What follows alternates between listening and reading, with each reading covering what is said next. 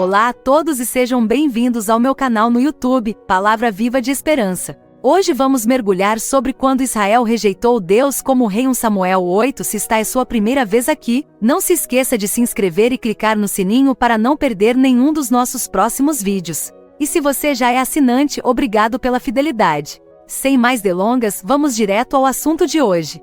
Quando Israel rejeitou Deus como rei. 1 Samuel 8. Introdução. Qual é o melhor sistema de governança para um país? Democracia, monarquia, autocracia, anarquia? A questão também se coloca para a igreja. Qual é o melhor sistema de governo? Vimos na semana passada, em 1 Samuel 7, a implementação de um período de paz em Israel, um período em que Israel ainda era governado por juízes. Estando sob a opressão dos filisteus, os israelitas clamaram ao Senhor. Samuel exortou-os a arrependerem-se da sua idolatria, a abandonarem os falsos deuses e a dedicarem-se ao Senhor. O que eles fizeram? Os filisteus os atacaram, mas o Senhor saiu diante do exército de Israel, trovejando. Os filisteus foram derrotados pelos israelitas. Então começou uma era de paz. V 14:17. Assim, os filisteus foram humilhados e não entraram mais no território de Israel. A mão do Senhor esteve contra os filisteus todos os dias de Samuel. As cidades que os filisteus haviam tomado de Israel voltaram a Israel, desde Ecrom até Gate com o seu território. Israel os resgatou das mãos dos filisteus. E houve paz entre Israel e os amorreus. Samuel foi juiz em Israel durante toda a sua vida. Todos os anos ele percorria Betel, Gilgal e Mispá e julgava Israel em todos esses lugares. Então ele retornou para Rama, onde ficava sua casa. Ali ele julgou Israel e construiu um altar ao Senhor. Mas Samuel não era imortal e o seu ministério acabaria por chegar ao fim. Chegamos no capítulo 8, a este momento crucial na história de Israel. Vamos ler primeiro 1 Samuel 8.1 a 3:1. O fim do serviço de Samuel. V 1:3. Samuel envelheceu e acha que está fazendo a coisa certa ao nomear seus filhos em seu lugar como juízes.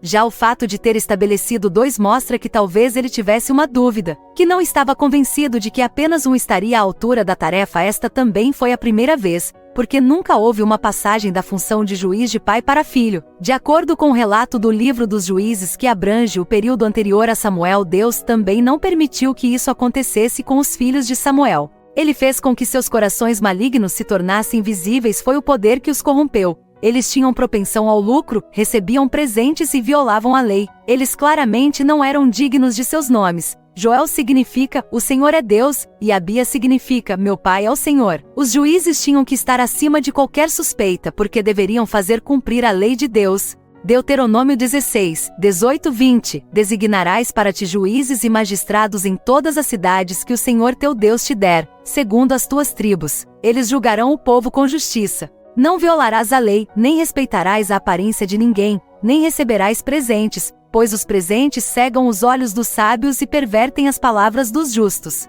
É a justiça que você deve seguir, para que possa viver e possuir a terra que o Senhor, seu Deus, está lhe dando. Provérbios 17:23. O ímpio aceita presente sob o manto para perverter os caminhos do que é certo. É um crime que Deus abomina e quem também não é digno de um cristão. Samuel foi irrepreensível. Capítulo 12. Mas seus filhos não seguiram seu exemplo. É possível que Samuel não soubesse que seus filhos haviam se corrompido, pois prestavam serviço em Berseba, no extremo sul de Israel, longe de Ramá. Além disso, nenhuma censura de Deus lhe será feita a respeito de seus filhos. Tampouco Samuel tentará manter seus filhos no lugar quando souber de sua corrupção. Esta é uma situação muito diferente daquela do sacerdote Eli. Capítulo 2, 2.12. Os filhos de Eli eram canalhas, eles não conheciam o Senhor. Eli parece não tê-los instruído nos caminhos de Deus. Deus lhe enviou um profeta dizendo, 2.29, porque pisoteaste o meu sacrifício e a minha oferta, que ordenei que fossem feitos na minha habitação.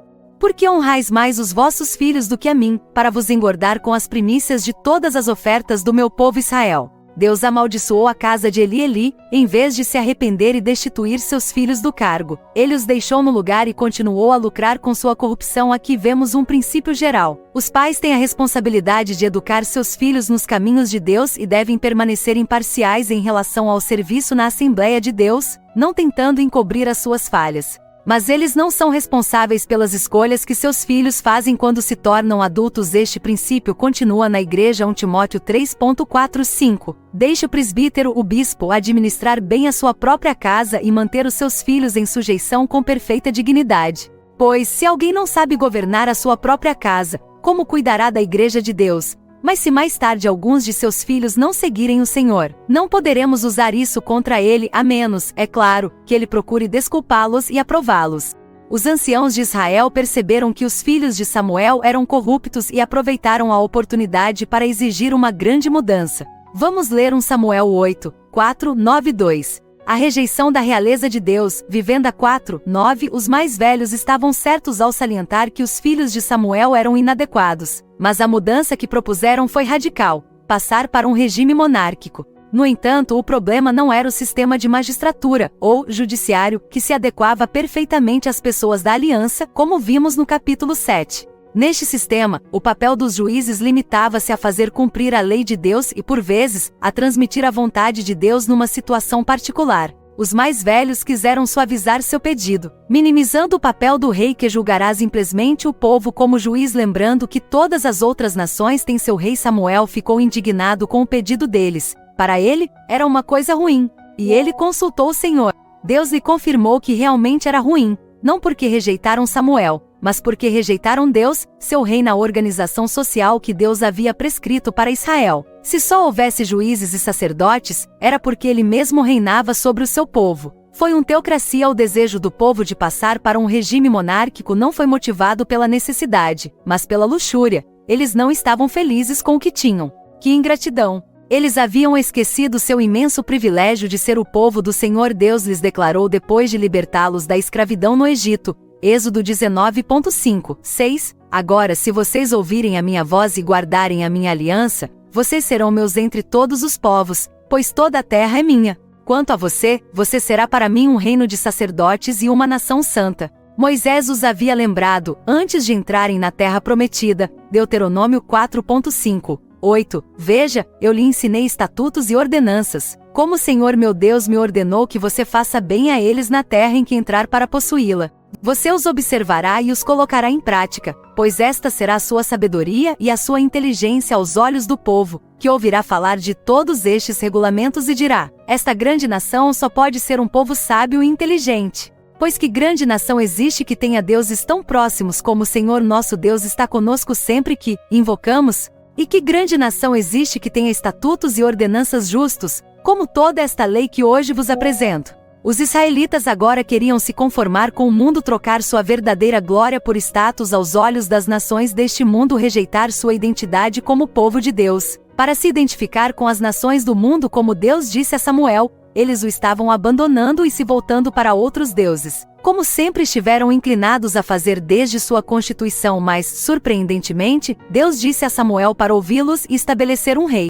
Esse pedido, mesmo que fosse ruim, se enquadrava no plano de Deus. Deus até providenciou regras na lei relativas ao futuro rei. Deuteronômio 17, 14, 20. Não era ter um rei que era ruim, era a motivação deles que era ruim, mas Deus mais tarde trocaria este mal pelo bem. Depois de um primeiro rei mau, Deus estabeleceria um rei segundo o seu coração, o rei David, com quem faria uma aliança e que se tornaria o antepassado do futuro rei dos reis, o rei eterno, rei do seu povo e de toda a terra, Jesus Cristo, nosso rei. Isto é o que Ana profetizou em seu cântico por ocasião do nascimento de Samuel, 2.10, o Senhor julgará os confins da terra. Ele dará poder ao seu rei e aumentará a força do seu Messias. Mas o povo não tinha consciência de que estava cumprindo o plano de Deus. Ele estava apenas seguindo seus desejos malignos. Samuel teve que alertá-los solenemente sobre os direitos do futuro rei para que entendessem o que os esperava e talvez renunciassem a eles. Vamos ler 1 Samuel 8 de outubro de 22:3.